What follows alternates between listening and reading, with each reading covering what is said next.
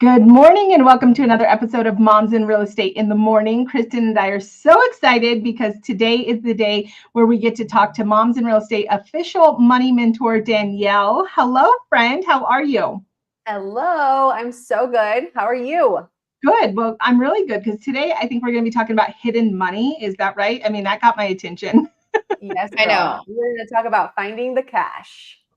Well, I was oh, reading through like what we're going over today, and I'm like, I feel like this conversation is going to be so good because I do think there's so much money that we don't even realize it can just slip through the cracks. And so I think that this is going to be a really productive conversation that no matter what stage a mom in real estate's at, they're going to get so much value from it. yeah, I so hope good. so. My grandma always said, don't tell me what you make, tell me what you keep.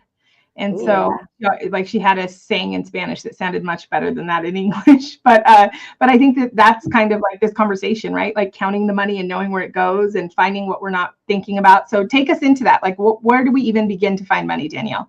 Yeah. So if you've ever had the thought of like, I'm working super hard, but I don't feel like I'm making a lot, or I made a lot of money, where the heck did it all go? You're not alone. And you're probably sitting on thousands of dollars right now.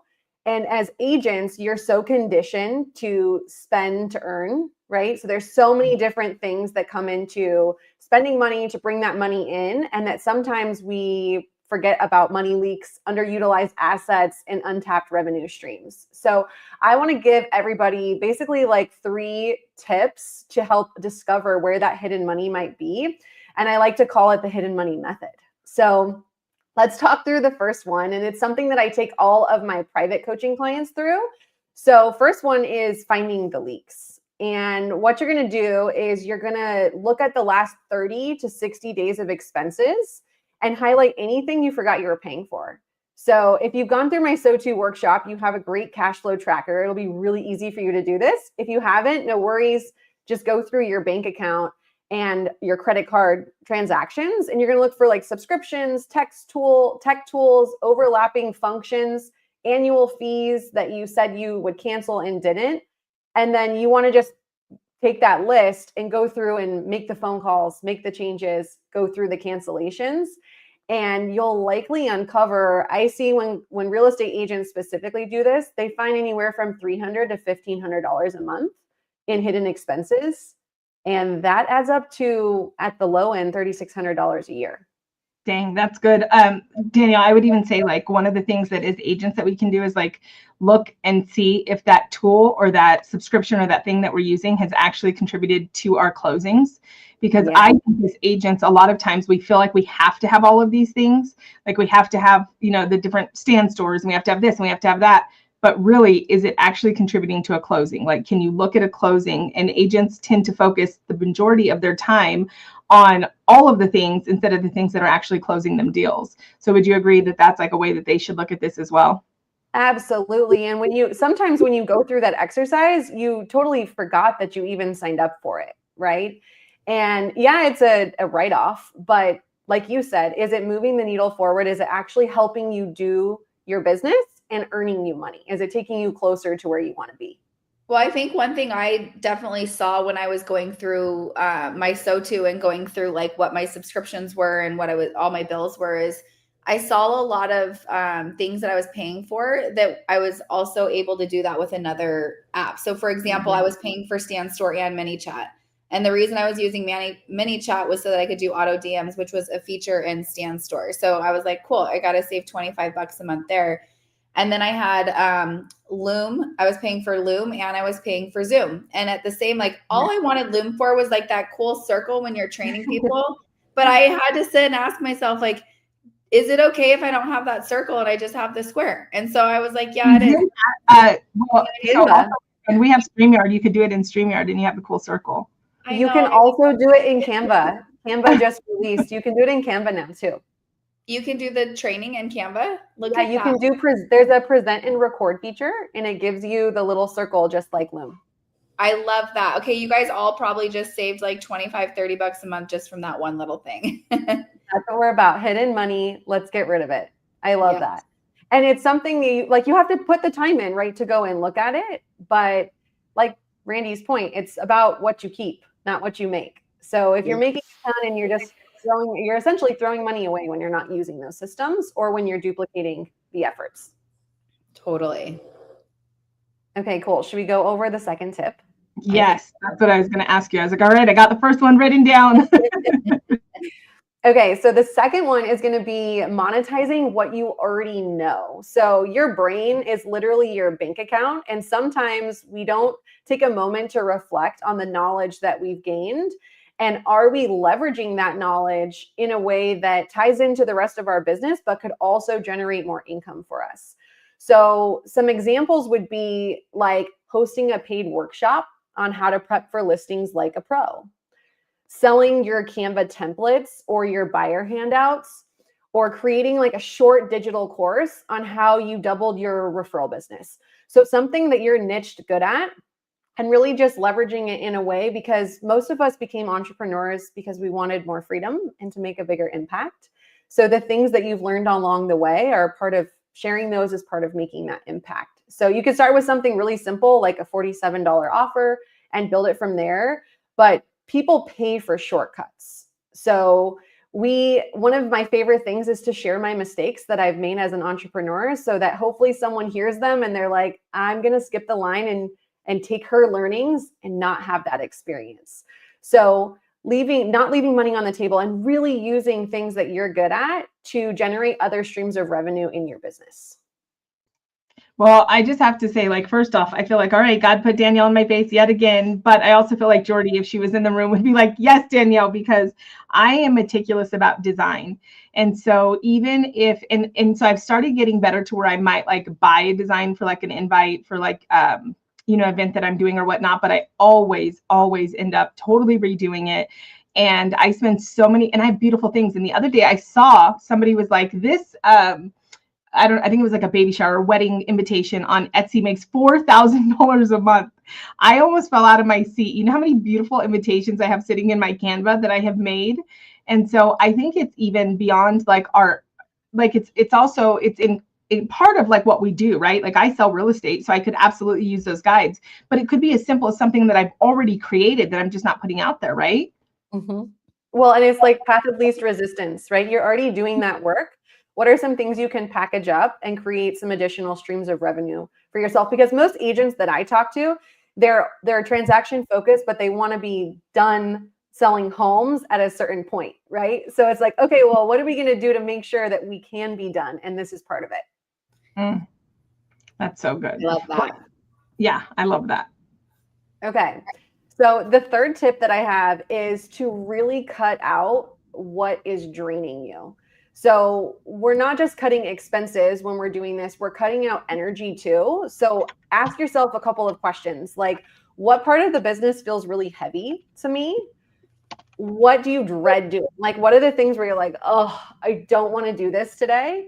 And what keeps getting pushed to like the next day or the next day's to-do list? Because those are really, really good clues for you that if it doesn't move the needle or bring you joy, it's probably draining both your bank account and your momentum. So you might be thinking, okay, that sounds nice, Danielle, but there's things that I dread doing that I just have to do as part of the business, right? So that's where we can start to think about like automating or delegating through a VA, through a system or a software, and an automated process. But a lot of times we're moving so fast and you have so many things to do that it's really great to stop and take a pause to go like, is this really fueling me? Yeah. Well, and that same question of like, do I actually have to have this? I was having a conversation with somebody the other day, and I'm not like shaming or saying anything negative about the agents that are like, well, I've got it. I want to learn it myself. So I'm not going to start with the transaction coordinator. I'm not going to start this because I want to know all the things. I'm not saying that's bad. Here's what I'm saying. I'm 23 years in and I have probably 500 deals under my belt and I don't know how to do my paperwork. So do you really need to know that part of the business, right? Totally. Like, don't get me wrong. There's a couple times that I've like changed TCs and I'm like panicked for a second and I'm like, wait, how will I like fill out a contract? But I get through it. I figure it out, right? And if I had to spend the time to go back in there, of course I could figure it out. But that investment that I've made in those transaction coordinators has like change the game over my business. It allows me to focus in the right thing. And I think what you're saying is really powerful, but how do they move past like that fear, right? Because what I see is a lot of the agents, it's rooted in money, because they're like, oh, I finally I've worked my butt off. I didn't think I could do it. And I finally have this transaction and it's finally going to close. And I don't know when the next one is. So the last thing I want to do is start like giving up chunks of this. Like what is your advice to like get out of that mindset? Yeah. So first one, like really understanding your money story is really helpful to understand the way that you actually just feel about money. But what I teach all of my clients is the first delegation is the hardest. So the first time that there's no like easy way through it. It's just doing it, like taking the action, and think about it like the first transaction, the first contract, getting your license, going to school, taking the test. Like none of that was easy. This is no different.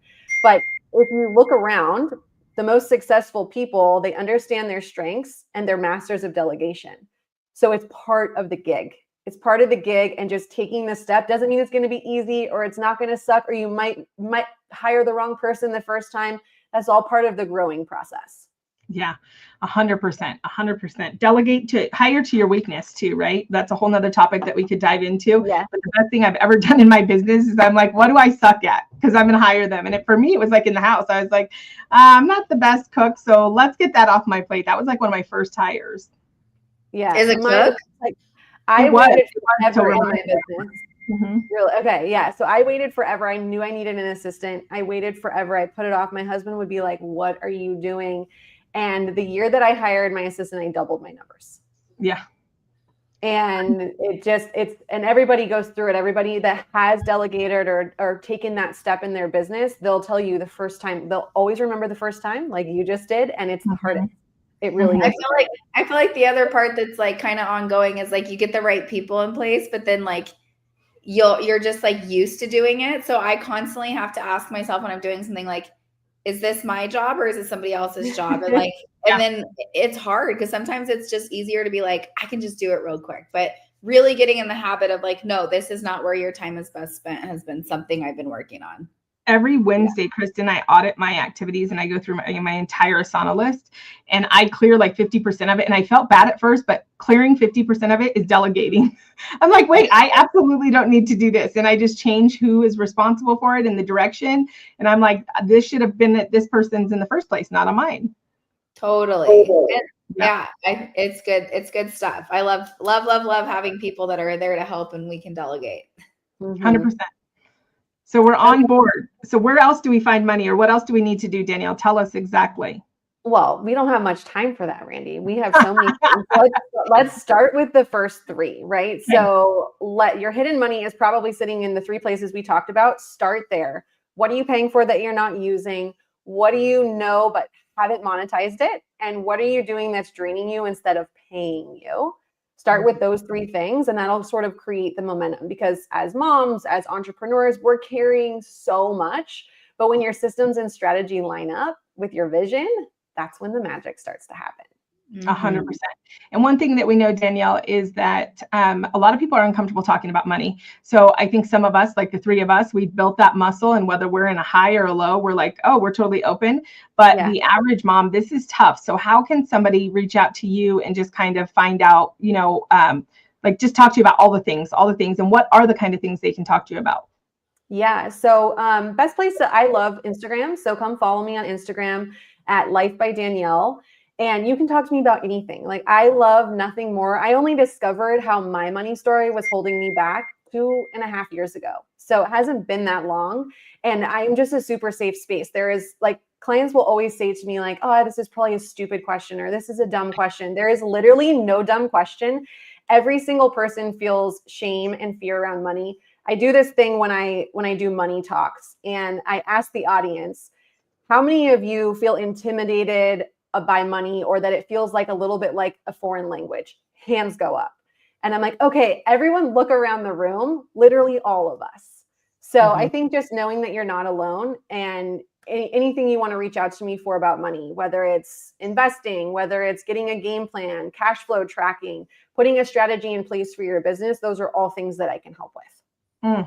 Love it. All right. Well, no doubt they will reach out to you. And anything else either of you ladies want to share before we jump off today? No, I'll just real quick from what you just said. I am definitely that person that texts Danielle. I'm like, this is a stupid question, but I don't care because I'm going to ask you. Well, I also feel like I'm the person that's like, so I kind of put my head in the sand for the last 8 months. Can we talk about what I haven't wanted to talk about? Right. And I think that's, I think a lot of us, even, high income earners, it's like, I'll just go work and make more money and it'll fix the problem. And then we get, 6 months, 8 months, a year down the road, and we're like, wait, how am I making more money? And I feel more broke than ever. Right. So it is about actually having that intentionality to count the money. I count every Financial Friday is what I do every Friday. I count that money. So I love it. And I'm thankful to have you as a resource. And so are all of our moms, Danielle. So thank you for joining us today. Yeah, thanks, ladies. Thank you, Danielle. Here. Bye, ladies. Bye.